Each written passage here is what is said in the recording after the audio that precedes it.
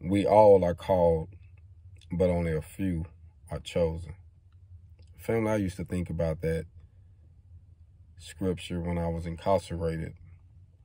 And I used to really ponder on it and like, what does this really mean? You know, am I called to do something or am I chosen to do something?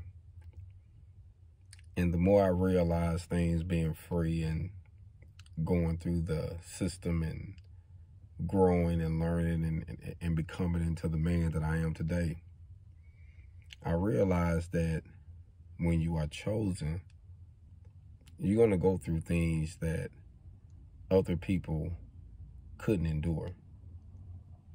When you are truly chosen, you can come around and can brighten up a situation without you saying anything. You don't even know you're doing it when you're chosen. When you're chosen, you have a burden on your heart to do a certain thing, and it bothers you when you can't achieve it. Like every hour, every minute, you want to be a part of it. That's when you're chosen, fam. See, we all are called to do something.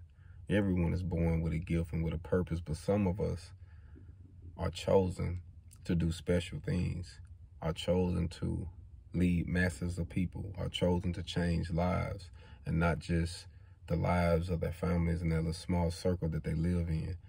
They are chosen to do something great, fam. So whatever you're going through right now, if it's some extra struggle and you feel like that the heat is about to consume you, but you haven't burnt up yet, and haven't caved you in yet, you haven't gave up yet, but you do feel like it, you can feel the pressure, fam, that's when you know you're chosen. That's when you know God got something for you, because it's going to be a lot that's going to be going against you. Family, friends, the system. But you got to stand. You got to stand. You got to stand just like Joseph had to. You got to stand just like Noah had to and build what God put in his heart to build. Regardless of what people said around him, that he was crazy, that, you know, there's no flood coming. But you got a purpose because you was chosen to do something, fam. And I'm 42 years old now, fam. And I remember them telling me I wouldn't live to be 18.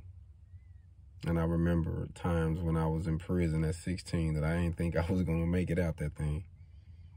And everything that I went through, all the trials and tribulations, all the ups and downs, and all the sacrifices I had to make to get to this point, I realize it now, fam.